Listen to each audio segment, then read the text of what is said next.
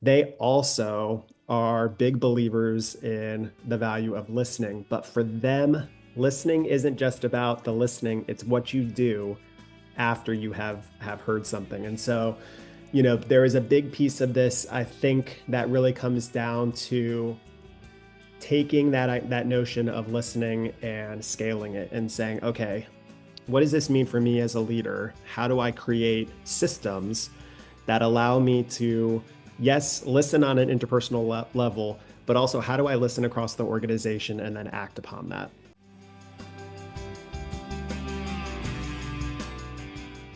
Hello, and welcome to Student Affairs Now. I'm your host, Keith Edwards. Today, I'm joined by doctors Kevin McClure and Jorge Burmicky, who conducted the research that led to their report on the 7 competencies for the college presidency.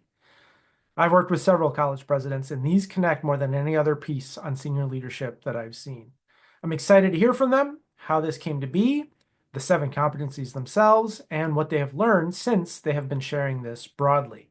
Student Affairs Now is the premier podcast and online learning community for thousands of us who work in, alongside, or adjacent to the field of higher education and student affairs.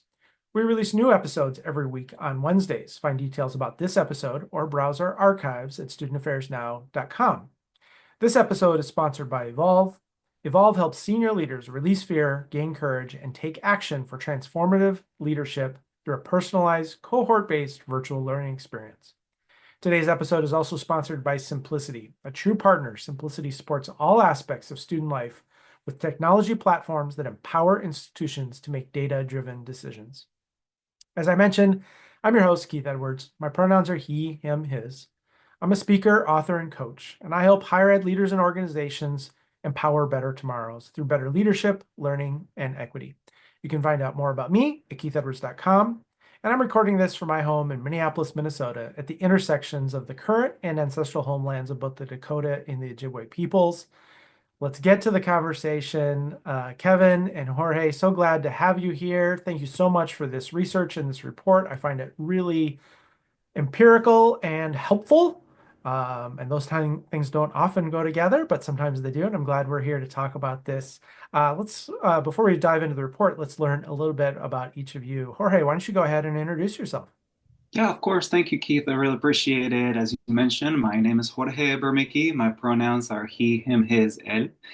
And I currently serve as an assistant professor of higher education leadership and policy studies at Howard University in Washington, D.C.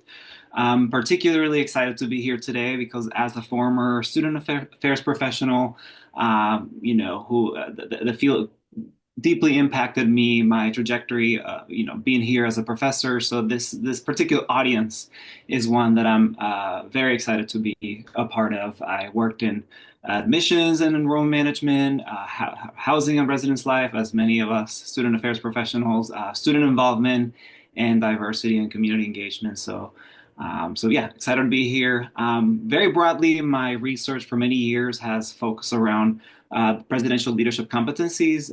Back when I did my dissertation at the University of Texas at Austin, when I did my PhD in higher education, I focused specifically on Latino men who achieved the college presidency. And part of why I wanted to focus on that particular group is because I often sat in many committees and leadership groups at various universities that I was a part of, and I never saw myself represented in the leadership ranks. So that's what drove me to studying Latino men who achieved the presidency. What I didn't realize is that that set me up to study the presidency in various settings, including community colleges, Hispanic serving institutions, HBCUs. I'm currently at an HBCU, as well as broad access institutions, which are institutions with a historic and contemporary mission of access. So that's more or less where my work has taken me in terms of research. Of course, I'm one of those faculty members who always says I ended up here on accident. I wanted to be, when I started my PhD at UT Austin, I wanted to be a VPSA or just stay in the student affairs ranks. But then I realized that I really like research and I really like mentoring students in the classroom and their dissertations and all of that. So I had a great experience as a student, and that sort of led me to being a full-time researcher and teacher, which is what I do today. But I'll stop talking because otherwise I'll be telling my whole life story here, and I'll let Kevin chime in. Well, we'll get to the rest of the life story in a little bit. Go ahead, Sure. Kevin. Yeah, great. Hey, everyone. My name is Kevin McClure, and I use he, him, his pronouns. And I'm joining you all from Wilmington, North Carolina, where I'm the Murphy Distinguished Scholar of Education and Associate Professor of Higher Education at the University of North Carolina, Wilmington. And I interestingly first started doing research that involves college presidents, not because I was that interested in college presidents themselves, but because I've often used people in leadership positions to help me understand other questions at institutions. So my background is actually in studying finance and management questions, usually at broad access institutions like regional public universities. And I'm a co-director of a research center called the Alliance for Research on Regional Colleges. But a couple of years ago, started kind of stepping into a little bit more directly studying questions of leadership, including presidential leadership, and had the great fortune of working with Jorge on a chapter that looks at presidential leadership at broad access institutions. And through that, we learned that we've got a couple of points of overlap, including being like the exact same age, having two children that are basically the exact same children's. And so now we get to live the dream of being friends and also doing a little bit of research on the side. And so now I'm doing a lot more work focused on questions of leadership, but also looking at the higher education workplace. And so that has also allowed me to a little bit more directly delve into what good leadership looks like at various levels across the institution. And thrilled to be here, a longtime listener of the podcast, and really thrilled to just be able to contribute to the conversation. Yeah, I'm glad you're here, and maybe we'll give you a chance to talk about the Caring University here in a little bit, that book project you have coming up, which we'll do an episode on coming. And Kevin was on a finance episode, and Jorge's here for his first time. So really glad to have you here. Kevin, tell us, how did this project come to be? You shared a little bit about how the two of you started to get connected about this, but then this project emerged. How did this emerge? Yeah, so this project is actually the brainchild of Sean Hartman at Academic Search. And Sean had the idea of doing a bit of an update on some of the prior research that's been done on presidential competencies, especially now that we've had a really tumultuous 5 to 10 years. And I think there was a real interest in trying to get a handle on what does effective college leadership look like now that we have experienced the pandemic. We have certainly seen big questions asked around who wants to be a college president and what does good college leadership look like as we kind of deal with any number of different really big challenges in higher education. And so he began by kind of assembling a group that include the American Academic Leadership Institute, the American Association of State Colleges and Universities, the Council of Independent Colleges, to kind of explore this idea of let's do a big project on presidential competencies. And part of this was, of course, that they have been working on helping to support searches for presidents, but also doing leadership development and coaching amongst college presidents, and really felt that there was need for research like this to provide kind of a baseline and provide a resource that can inform that type of work. And so Sean started by connecting with Jorge based on the great work that Jorge has done on presidents, and this was looking to be a big project. And so he said, "Hey, do you want to jump on board and see if we can tackle this together?" And so ultimately, the project ended up involving both a survey, a national survey, and focus groups. The survey was sent to over 3,000 presidents at ASCU institutions and CIC institutions, as well as some other institutions. And we ended up getting about a 25% response rate, so over 700 responses That's from. really good among super busy people. That It is is, really it good. is. So, okay, we could have a whole podcast episode On just how on we the did it. art of getting survey responses from presidents. And we actually took some inspiration from the American Council on Education, which runs a survey of presidents because they've got some tricks that they have developed. And so, anyway, it's a whole thing. Congrats. We were helped very much, obviously, by the partners that were involved with this. And so it wasn't like Jorge and I just like sending an email. There was a lot of thought and prep work that went into that. And then we were able to follow up with focus groups. So we did focus groups at the Ask You annual meeting and the CIC annual meeting, which was really designed to kind of say, all right, we've got this survey data. Can you help us understand this? Help us to get a sense of what do some of these competencies look like in practice. And so that enabled us to kind of more richly describe the competencies beyond just kind of what the survey data was telling us. Mhm. Yeah, and if I don't mind adding another two things that I wanted to add about what Kevin just shared. Wanson Ryu also was a key author of this project. He specializes in survey research. He's a great researcher at the University of Texas at Austin, where he serves as a research associate. So major shout out to Wanson Ryu. Definitely check out his work. But also another impetus for doing this work that was very much also brought up by academic search when we were having our initial conversations with Sean, is that we really wanted to get data that is relevant to individuals who are running leadership institutes, particularly those leadership institutes that are tailored to individuals who want to achieve the presidency. It's also, since Keith, you mentioned this, very relevant to individuals who work in coaching, because there's a lot there that we were able to capture. There's a whole section of the survey that was really tailored at improving or getting more data that is relevant to improving leadership institutes. We know from research, certainly from my own research, that leadership institutes play a huge role in advancing the careers of aspiring leaders who see themselves in the presidency, whether because they finally see themselves represented or they acquire the skills, the networking that is necessary to be there. So we know that there's value and there's research that supports this. So there's a whole section there that really gets more data at how to improve these institutes. So if you're either running an institute or if you're about to be a part of one, or if you're in coaching, this particular research is going to be of great help to you. Yeah, and as I mentioned earlier, I've coached maybe a dozen college presidents, and I see a lot of think pieces about the experience. I coach a lot of other senior leaders who are, I like to say, a dozen college presidents, another half dozen future college presidents who I think will be on their way there.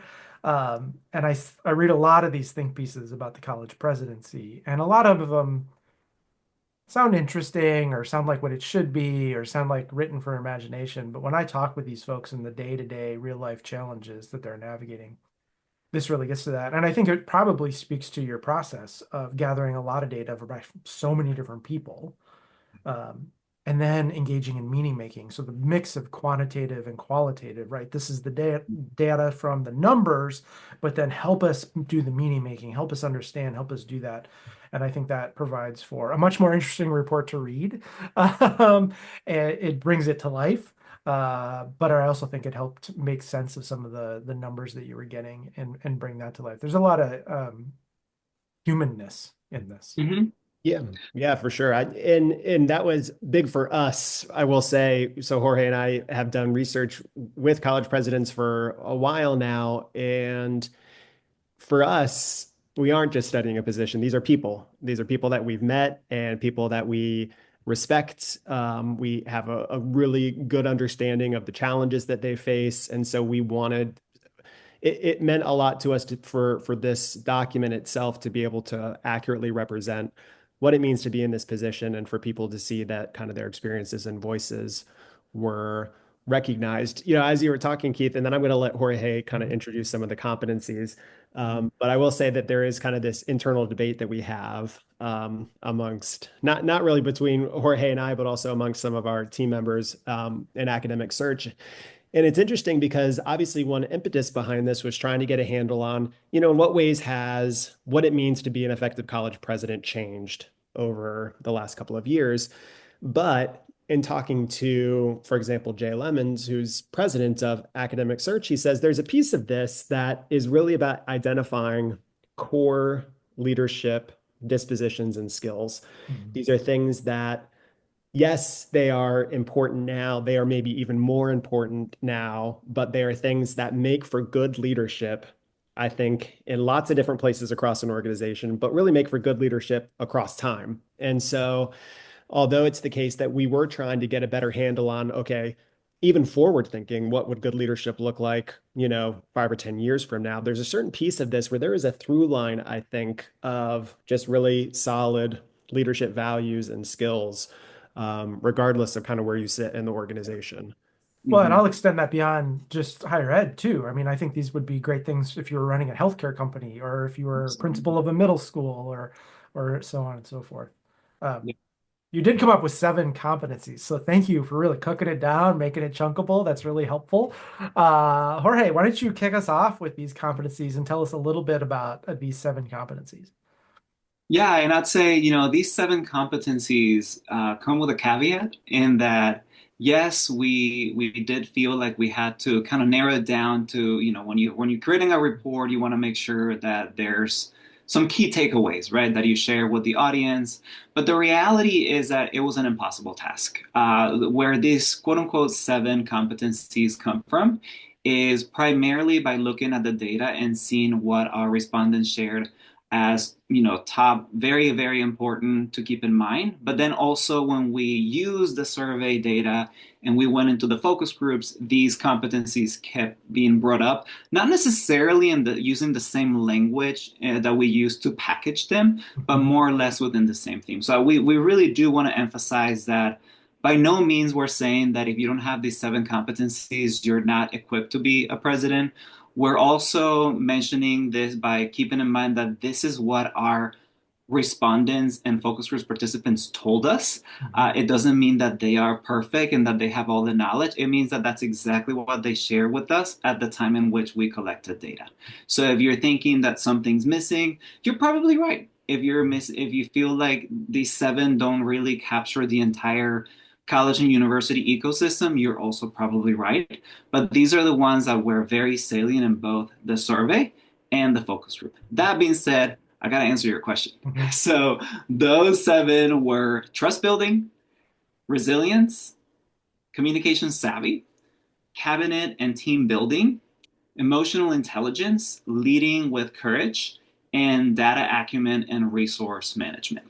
So those are the 7 that the report starts with. Again, there's so much to unpack about each one of these competencies. And very recently, we were just at the CIC President's Institute, and something that as we were unpacking these competencies with presidents who were there for professional development, we also realized, and this is something that we just kept seeing, that all of these are so interconnected. And Mhm. it's almost like they don't really make sense when you only discuss one alone. In this particular workshop, we were talking about resilience, but by organically, we ended up talking about data acumen. We talked a lot about communications.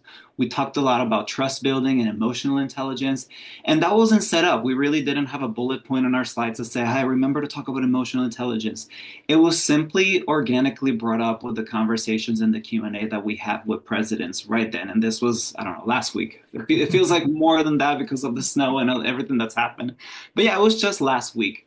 So, of course, Keith, we can talk about them in whatever order, but we do want to highlight that, yes, they're all interconnected. If you feel like something's missing, keep reading the report because there's so much in there that you'll realize that it's impossible against to package it all. And we really wanted to stay away from the checklist language. Oftentimes, people want to look at the bottom of a report and look at those bullet points. Okay, so what's my checklist to make sure that I'm doing everything right to become a president? No, we also try to stay away from that because again, it really isn't a fits all model. We also, something that is really important about this report is that we realize that many of these competencies or even your understanding of them has to do with who you are as an individual. What are your identities, but also your context. What kinds of universities are you leading? What kinds of universities have you been a part of when you look at your trajectory? So all of those contextuals and individual characteristics are really important to consider. Kevin, what else do you want to add to this? Because Well, there's so yeah, much. maybe you and I could just share some of our favorite kind There of you go. I like that. tidbits from some of, because we both have our favorites that we, as researchers and have our certain inclinations. So when we would see something in the data, we would kind of say, oh, this is it. I love that this got brought up and was such Yeah, a clear finding. I love that. I love that plan. And I think just unpacking some of your favorites would be awesome. And we won't be able to get to everything, but I think that would be a great entree and intrigue people. Two things I want to mention before we get into that. Um, these are not just like, here's the skills, and if you have them, you can be a college president. If you don't, then you can't, right? These are things we can develop and build and learn about and get feedback on and develop. So there's a developmental capacity part of this here. And then Jorge, when you're talking about them being interconnected, I was imagining the Olympic rings, right? These five oh, okay. rings that are overlapping. We just need to add two more rings and then put those rings in motion, right? Where they're overlapping in different moments, right? If there's a big protest on campus, now you're focused here. And if there's, you've lost your provost, now you're focused on these rings. And so that was sort of the visual I was getting as you were talking about how they're interconnected going forward. I like that. I like the Kevin, what did visual. you want to focus on? All right. So, and I agree with that 100%, by the way. Everything that you just said is very true. And in fact, there are certain definitions of competency that say it isn't a competency unless it is something that can be taught and learned and developed. And so that was one of the things that I think we kind of tried to keep in the back of our minds. But all right, so one of my favorites is the trust building piece. I'm a big believer in the value of kind of building up trust capital, and this is incredibly important. I think these days where it's just not possible for an institution to avoid some type of crisis, and those are moments where having that kind of storehouse of trust becomes really, really important. One of the things that I read in the data is that the trust piece is very closely connected to listening. And Hmm. I'm actually going to pair this with a little data source that's not exactly in the report itself, but comes from listening to lots of higher ed employees for the last couple of years, which is to say, they also are big believers in the value of listening. But for them, listening isn't just about the listening, it's what you do after you have heard something. And so, there is a big piece of this, I think, that really comes down to taking that notion of listening and scaling it and saying, okay, what does this mean for me as a leader? How do I create systems that allow me to, yes, listen on an interpersonal level, but also how do I listen across the organization and then act upon that?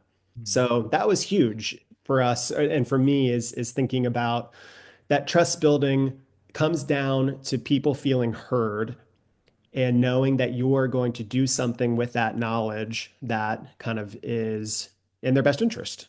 And so I'm better and able to trust you by virtue of the fact that I think you have my best interests in mind. And I know that because I have brought forward to you a concern that you have listened to and are doing something with. Yeah, I think that's so important. And I think one of the things I'm often sharing in my coaching with these senior leaders who are really smart and often maybe the smartest person in the room or close to it. And they're very fast at processing. Hmm. And a lot of times they say, I don't know why I keep hearing from people that they don't feel heard because I'm hearing them. But there's a difference between hearing them and them feeling heard. Right. And I think Hmm. that's where the trust building, and sometimes they are absolutely retaining everything that is being said. And they're already processing to how am I going to systematize this and how is this going to change? And I got to schedule a meeting in 2 weeks. And that leaves the person not feeling heard. So I think there's a big difference between listening and leaving people feeling heard, which is so critical in this trust building part. And Well, Keith, and if you practice, sorry, Kevin, but I thought of, something that we have in our data is that our presidents were very clear about saying that no matter what, no matter how many times you communicate, no matter how many different forms, Hmm.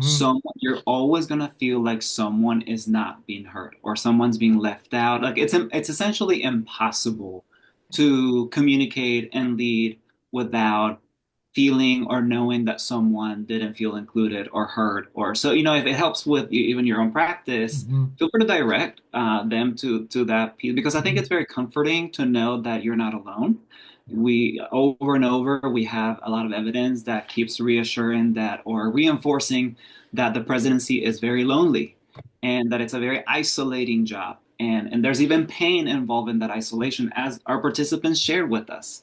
Sometimes even physical pain involved, which was very interesting to see in the data, right? Because like, what do you mean with that? I'm so curious, but it was very real that it's a very difficult job. Which, going back to the question about which one of the competencies, I'm going to go ahead and use the resilience one because it was very fresh in our minds. We were just doing a workshop on this, but I'll tell you why I think it's very interesting and one of my favorites. This is one of the competencies that have gotten the most attention, that really resonated deeply with so many people. And I was surprised because to me, it felt like one of those like, oh yeah, of course, resilience. Like, why? It makes sense, given how difficult the role is, given how difficult the times have gotten. But I didn't really realize that it was going to connect so deeply with people. And part of it is and this is really important when looking at a report and understanding what we mean with resilience. With resilience, we did not mean toughness. We do not mean toughen it out or grit. We don't mean any of those things. That's actually not what the data communicated at all. What really resilience end up being is your ability to develop a support system or community that is going to help you overcome the barriers that are inevitably going to happen during your presidency or any leadership position that you might be. So what we really heard is the types of individuals, oftentimes spouses, family members, close friends, peers, particularly other presidents. We have a lot on faith communities. We have a lot on organizations, whether professional, social, or anything outside of our field. And that is something that we really try to emphasize more because there's so much rhetoric around, being tough and just sort of sticking it out and kind of surviving. And we really are trying to shift the narrative a little bit in that no, really what our presidents told us and what the survey is very clear is that it's all about developing that support system. So that one has really resonated with so many different people because I think we're providing more nuanced language to what we mean with resilience within the context of the presidency. And the other one, very quickly, that I think is really interesting, that I think it intimidates a lot of people, is the data acumen one. But here's something that I really learned from this whole experience and that I've continued to process is that with data acumen, we don't really mean being a numbers person. Really, what data acumen communicated to us is your ability to understand numbers, yes, but being able to tell a story about data that actually resonates with your constituents and that is actually useful to people who are not in front of those spreadsheets or are not meeting with their CFO daily, but are able to tell a story. So again, this is one of those that are very interconnected with other skills, such as storytelling. Some of our most effective presidents that we spoke to that were very comfortable with data were the ones that were such good storytellers that they were able to, again, communicate with their constituents the state of affairs of their organization, whether their budgets, their positions, enrollment, and things like that through storytelling. So to me, that this is another one of those competencies where it felt very nuanced to me, and in your words, Keith, more human, because we were able to understand, no, like you don't really have to, again, be a numbers person. And even when you're a numbers person, you can't just rely on just simply being a numbers person. You have to understand how to communicate it so it resonates with people, because otherwise they're not hearing you. And I think that kind of connects with some of the comments that you were saying to earlier about people don't feel heard. Well, that just reminds me of Brian Rosenberg, who was the president of McAllister College when I was there. And he was very good at taking very complex things behind the scenes, understanding them, and then being able to communicate them. And I remember at a convocation him explaining to the students that their tuition and fees and all the money that they were paying paid for about 2/3 of the year. And the other third was paid for by the endowment and alumni and donations and things like that. And just so you know where this goes, that it lasts us until, and he had the date. It was something like March 3rd or something like that. And it was just a great, simple way to tell that story of a very complex $100 million budget. a week later, we had a major speaker on campus. I don't remember what it was. And we had a couple of rows blocked off for trustees and big donors and things like that. And a student was sitting there, and I said, "You're going to have to move back a row. And we've held these for people." And the student goes, "Oh, these are for the people who pay the other third." And I was like, "Yeah." And the student was like, "Yeah, no problem. Great." And it was just a great example about you can talk about numbers and tuition and revenue and endowment percentages and things like that. And it's not going to connect, but that two-thirds, one-third was a great storytelling to use Hmm. that That's a acumen. perfect example. And I love this talking about the support network. Resilience is really about cultivating a support network. And I think that's true for all of us, but I think it's so hard when you're the leader. Yeah. When you're the CEO of a healthcare company, when you're the president or a chancellor, or you're the governor of a state, it's really hard. Who can you trust? Yeah. Who's going to tell you the truth? Who's going to leverage what you said for their own gains? You don't know. People might have great intentions, but you don't know because so many people are gaming. And so I just remember so many times walking around at faculty staff cocktail parties and the president alone, Right. Mm. Yeah. like And, literally by themselves. for sure. And we heard that too, right? We heard that as well about it can be a very isolating job. You are occasionally at institutions in a brand new place in a small town in some cases where, there is very little ability to separate yourself from the position. People look at you and that's immediately what they associate you with. Mhm. I do, though, think as we have interacted with presidents over time, the message that is coming through to us, especially around those that have been in this role for a long time, is that is true. All of this is true. You are in an executive leadership position, but if you enable that to kind of create these walls between yourself and other people, it makes the job harder. And Mhm. you have to kind of open yourself up to connection. Mhm. Um, I think this is true not just for a president, but it's true for a dean and a provost and probably a VPSA as well, where it's easy for folks to kind of put you on a pedestal, or for you by virtue of your daily schedule to just be removed from the people that you are leading, or even to be far removed from students in some cases. And so what we heard from presidents was just this idea of kind of getting out there. Mhm. You need a moment, go talk to students, create those connections with people. Occasionally, it means like, I need to go out of my way to demonstrate to these folks that I am not a superhero. I'm not superhuman. Like, I'm a person. I have a cat. Mhm. I have kids or I have grandkids. And to talk about themselves as real people as a way of kind of breaking down those types of barriers. We also heard, the emotional intelligence piece was one that I found to be really, really important. And it kind of goes back to something that you had mentioned, Keith, around, some of the folks that you talk to very likely could be the smartest people in the room. But I think for some of the most effective college presidents, they have figured out a way to say, you know what, I'm going to try my very hardest for that not to be the case. I'm going to try to surround myself with people who are smarter than I am, and for me to be comfortable with that. That's the most important piece.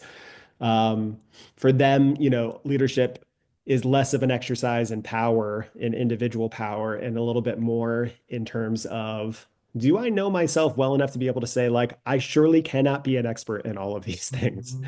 I cannot be the finance expert and the enrollment expert and the marketing expert and the comms expert and the, academic transformation expert. This is why I have hired this team of people. And Yeah. really my job as a leader is to bring these really smart people together and figure out how do we, figure out what our path forward is going to look like. And so interestingly, one of the comments that was most frequently used in the open-ended comments part of the survey was humility. Mhm. Mhm. And it's interesting because, I'm sure there are folks that would say, well, I worked with so and so at my institution, and humble is the last word that I would have used to describe them. So this could still be aspirational more Yeah. than reality. But I think it's telling that a lot of the folks that we were speaking with pointed to this notion of humility as being really key for them to be effective, and allowing some of those other really talented people to come forward and to bring their talent to problems that otherwise may not be feel comfortable if they feel like they have to diminish themselves so that the president feels like they can be Yeah. the smartest person in the room. There's Mhm. something about this that feels very macro and maybe feels like maybe an umbrella to the seven, because as you're talking about this, whether we call it humility, which I think is so important, but it ties so many of them together, emotional intelligence, um, the trust building. I mean, I think that every leader wants to be trusted. And the way our culture teaches us to do that is know everything, have the right answers, never make a mistake, get everything right. And so we perform this thing to gain the trust of people, and nobody trusts that person. But someone who says, I'm really having a hard time with my teenager, um, or geez, I have no idea what chi-squared regression analysis is. Could you really help walk us through that? Because that's Mhm. new for me. When we're vulnerable, whether that's personally vulnerable about our knowledge or the humility or trusting other people, or I disagree, but I think you know better about this, so we're going to go with you on this one, that actually gains trust. And so for me, that this humility is sort of a convergence around a lot of these emotional intelligence, the trust building, uh, Mhm. the resilience, just willingness to ask for help, a, Mhm. to reach out and make a phone call to your peer who's on the other side of the country and say, I'm really struggling. Have you ever been through anything like this? Any thoughts for me? So I think that whether we call it humility or letting go of the ego or vulnerability, this thing seems to be something that Mhm. connects with so many of these intersecting competencies. And Keith, something that is really interesting about the asking for help component that he just shared is that we also saw differences across race and gender.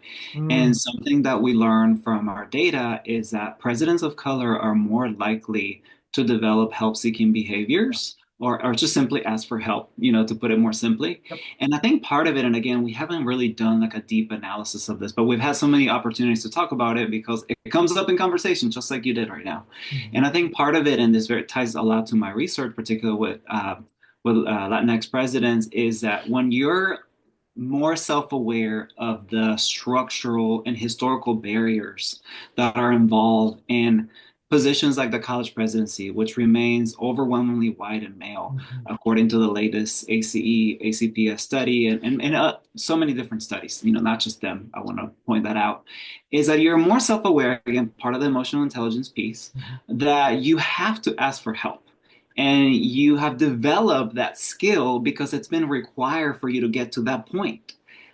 So it's really interesting to see some very notable differences, particularly when it comes to race and gender, that are very interested in our study that really played a role in how we ended up packaging Yeah. those competencies that are really critical as you look at it. Again, keep in mind who you are, keep in mind of your surrounding environments, because all of that is also gonna help you interpret the findings also differently, which is what's really hard to package these competencies in this one report. Right. Well, and I think the flip side, I think that's brilliant, and I've seen that too. And I think the flip side is also true. If you're someone who identifies with a lot of privilege identities and you have an awareness of social dynamics, you might have the feeling like, oh, the whole world works for me.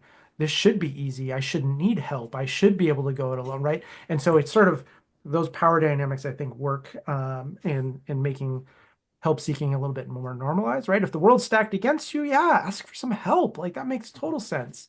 But geez, if you have every advantage of the world, why would you need help? And so I think that help seeking for all of us is so good, not just for the individual, but these are people who deeply care about the success and the vitality of their institution. So if you're not going to ask for help for you, maybe ask for help for the betterment and the well-being of your institution or organization. I'll tell one Mhm. quick story from one of our focus groups, and Mhm. it's one that's kind of stayed with me. There was a gentleman, that older gentleman, white guy, been a president at at his institution forever and ever. He was a first generation college student, and his parents were immigrants, and worked hard jobs. And so when we asked him this question about resilience and how do you practice resilience in the presidency, part of his explanation was, I don't expect things to be easy. Mm. Um, And so that piece has stayed with me because, at various points in time since that interview, I've had hard moments and I've had to pause and say, you know what, this is hard work. It is meaningful work, and maybe it's not supposed to be easy. And I walked into this with maybe the wrong set of assumptions, but that's been really helpful for me. Mhm. And Well, we've also had a lot of president participants that share because I have privileged identities, I'm also aware of the responsibility that I have to mhm, pave the way for others that don't have or share the same identities that I do. So I think that again, that self-awareness, that emotional intelligence was there no matter what. mhm. It's just you have to be really self-aware of who you are, but also your role as a leader in terms of paving the way for the next generation of leaders, because that's really Absolutely. important. Well, we have been trying to have this conversation for months, trying to get this scheduled, trying to get the two of you and us together. And I'm so glad we're able to do that. I'm so sorry it took so long. One of the upsides to it taking a little while to pull this conversation together is it's given you both time, as you've mentioned, to be out on tour, to be at conferences, to do other podcasts, to have different conversations. And one of the things we often hear from guests on this podcast is, well, we wrote this book, but we submitted the manuscript a year and a half ago. And now that we're talking about it, we have new insights now in this conversation. I'm imagining that both of you have learned significant, important things since the report was published in all of these conversations you've been having about it at conferences with presidents in professional development you're leading, on other podcasts with media. I'd love to hear from you both. And I think you've spoken to some of them already, but what are you learning as you're sharing this, as you're talking about this, as you're doing what we're doing today, talking about the numbers from the survey and also the data from the stories and the focus groups? What are you learning as you're moving this forward? Yeah, I mean, I think there's a one dimension of this that has been really enlightening, as we've already mentioned, is that there is something that is humanizing about taking a job that is pretty often vilified, or if not vilified, then met with a certain level of confusion or complexity, which is the case. But to be able to kind of drill this down and to say, okay, here's what real people are saying about this job. And Jorge, you might have been able to have some conversations with folks where this is true or not, but I do know that a big piece of this for us was trying to demystify some of this a little bit, to demystify what it means to be a president, and in that way to make it so that someone can look at these competencies and not necessarily see, oh my gosh, here are all these things that I don't have, but rather to look at the set of competencies and to say, I think I'm doing some of these things. I think I have cultivated some of these skills already, and or I have a sense of the ones that I need to develop a little bit further. But maybe, even if I hadn't seen myself as presidential material, quote unquote, in the past, through this, I do see a pathway where what I do well could really serve an institution or allow me to be successful in this position. And so, we've had some conversations, I think that hint towards that. But Jorge, I don't know if you had any that more directly get at that or other things that folks have come forward Yeah. with, say. The biggest surprise, and I would say this has been a huge lesson for me as a researcher in terms of gaining additional self-awareness, is Kevin, earlier you talked about the humanness of this research. And what I didn't realize is that I think both Kevin and I, as researchers, really do prioritize the human component of research. And it's kind of hard for us to imagine this research without the focus group part because we knew that the survey was required. And we knew that as we were looking at other instruments and everything, we definitely saw the over reliance of surveys, which is it's great to really understand the college presidency, but really to get that texture, to get that depth that we know that we need to really operationalize these competencies, we knew that we had to do the focus groups. What I didn't realize is that that's very unique to our work as researchers, particularly as researchers that are very committed to leadership and all the different things that we study. But it came very natural to us. But I didn't realize that this part of the research was going to allow us to connect with so many people in such a deep, intimate level. And Mhm. it kind of made me sad for other research that hasn't been able to communicate the human part of the presidency, because what is research if you're not able to connect with it? Right? Mhm. Like, what is this work for if people are not seeing themselves represented?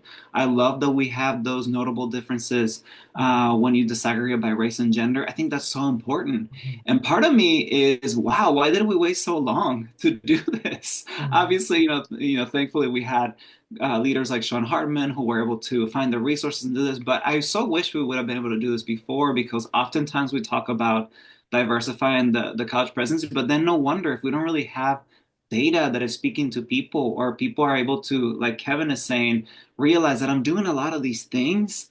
I just never really heard it that way, or I Mhm. heard it packaged that way. So I think as we continue, as you said, Keith, going on tour with this project, what I'm really learning more is that, man, I didn't realize that I do research through a very human lens. I didn't realize that when you're managing, lots of data, that if you don't, again, communicate in a way that resonates with people, it pretty much doesn't get read, which is really, really tragic. So I think that what I'm learning is the importance of really having these platforms right here, Keith, to keep disseminating the work that we do in more consumable and accessible ways, particularly to audiences like in student affairs, where we're seeing more and more numbers who are climbing up to the presidency. And we've heard this from research that we've done with search consultants, that oftentimes in the academy, we look at the quote unquote traditional pathways to for the presidency, like provost and things like, traditional academics. But the reality is that those professionals like student affairs, development, chief diversity officer, et cetera, are often the ones that are developing these competencies very naturally because of the roles. So there's just so much. And I think that, again, there's no way to package it, but that's been a really huge lesson as we continue to talk about this work. Yeah, I think it makes total sense to me because I think you've both talked about this a lot about helpful for people who are in the role to understand how normal some of the challenges are and some of the skills they might want to develop and where they might see themselves and lean into those strengths or lean into these challenges and learn more. And I'm thinking about it a lot in terms of people who might see themselves on the pathway to the presidency and what do I want to develop and what do I want to articulate and how do I see myself or not see myself. It makes a lot of sense. And I continue to see that. Maybe it's my skewed lens paying attention to every student affairs person who gets a presidency role. But I think it's not just the preparation that fits, which is what you were just speaking to. But I also think the challenges of today's presidency really aligns with the student affairs background. Um, Yeah. Well-being, connection, community, protest, disruption, crisis management, uh, the things that tend to get presidents fired tend to be the things that student affairs professionals have been developing a career of skill coming through. Mhm. Well, thank you both so much. We are coming close on our time, so I want to move us to our final question here. The podcast is called Student Affairs Now, and we always like to end with asking, what is it that you're thinking about, troubling, or pondering now? It might be related to today's conversation, or it might be something that's just really present with you. And then also, if folks want to connect with you, where would you like to direct them? And Jorge, we're going to start with you. What are you troubling now? There's so many things, but one that keeps lingering on my mind is a conversation that Kevin and I were having last week. And we were having a conversation about who are those individuals that are currently pursuing the presidency. Are we seeing more interest? Are we seeing less interest? And if we are seeing more interest, because it's really hard to know, right? Like no one's really collecting this data. A lot of that information is very anecdotal. Like, are we having more interest in the presidency, or is it lesser because of the circumstances? I don't really know. But what I really want to know is, of those who are seeking the presidency, what is their driving motivation? What is making them put their name on the hat? Like, what is it that is driving that drive, that motivation? I think that's really important, particularly right now, because we know that there's so many transitions, not to even mention our current administration. We're transitioning as we speak. Mhm. Right. So like there's so many different transitions, but there's also this climate, right? That is making people ask so many questions. I'm really interested in that, but I'm also troubled because ultimately, of those names that we're seeing that are pursuing the presidency, I also want to make sure that is representative of the students that we serve. Mhm. I think for so long, we've seen interest, but I want to make sure that it's not the same recycled interests of the same individuals who have either had leadership positions before or the same populations. I really want to make sure that we're doing the best we can to make sure that students feel like their universities are being led by people who understand them, that they can see themselves represented at the highest levels. Because again, that's what got me to do this research. I Mhm. wanted to make sure that I'm doing work so that I'm not sitting in a committee and I'm the only one who looks like me. Like I really want to make sure that it's a university for all of us and that it's representative of the students that we serve. And right now I'm mostly back to the question of like where to reach me. I'm really mostly in LinkedIn when I have time, Mhm. and I guess I'm trying Blue Sky now because it's like okay, I'm Mhm. not doing Twitter anymore. I got to branch out, and I guess I'm just trying it out. But I'm not really active right now. I'm just trying to see what's going on over there. But yeah, primarily LinkedIn right now, and of course you can always just reach out to me via email or but yeah, thank you for this opportunity, and that's right now what's on my mind, Yeah, Kevin. awesome. How about you, Kevin? What are you Well, troubling now? ironically, a little bit less squarely on the college presidency, not because my brain is entirely moved on, but more because I tend to be kind of an intellectual nomad. But yeah, so I'm really interested in trying to still get a handle on kind of where student affairs as a workplace is now. There was this interesting moment throughout the pandemic where we were actually, in different ways, or at least I was hearing from the voices of folks in student affairs about their experiences. And that has petered off a bit. And some of that could just be with kind of the normalization of things in this new moment that we're in. But part of me also suspects that it's not the case that we've kind of magically arrived at a set of solutions for things. And so people are all happy and therefore we don't have anything to work on. So I suppose that's an invitation to folks in student affairs. If you would like to contact me about what your experience is like, I love hearing about that sort of thing. Um, and then Jorge knows this a little bit, but I've also just been kind of poking around supervision as a concept and really interested in trying to learn more about that and think about that as a space where we ought to be dedicating a lot more of our attention, both as scholars, but also as scholar practitioners. And so folks can find me on LinkedIn. I do have a newsletter connected to my work around the higher education workplace called The Caring University on LinkedIn. And you can also look me up on my website, which is drkevinrmcclure.com. Yeah, and you want to mention the Chronicle and an upcoming book? Oh, right. Okay. So I also write the Working Better column at the Chronicle of Higher Education, which is trying to provide advice on how we can improve the higher education workplace. And my book, The Caring University, will be out with Johns Hopkins University Press this summer. And hopefully there'll be pre-orders for that available in the next couple of months. Yeah, great. We'll have you back to talk more about that specifically. A lot of overlap here, obviously. Thank you both. This has been really terrific. I really appreciate your research and your sharing it and also your wisdom and your insight and your meaning making as well. And so thanks for your leadership in this space. We also want to thank our sponsors of today's episode, Evolve and Simplicity. Evolve helps senior leaders who value, aspire to lead on, and want to unleash their potential for belonging and transformational leadership.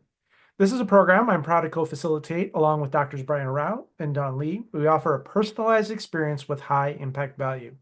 The asynchronous content and 6 individual and 6 group coaching sessions maximize your learning and growth with a focused time investment, greatly enhancing your ability to lead powerfully for social change.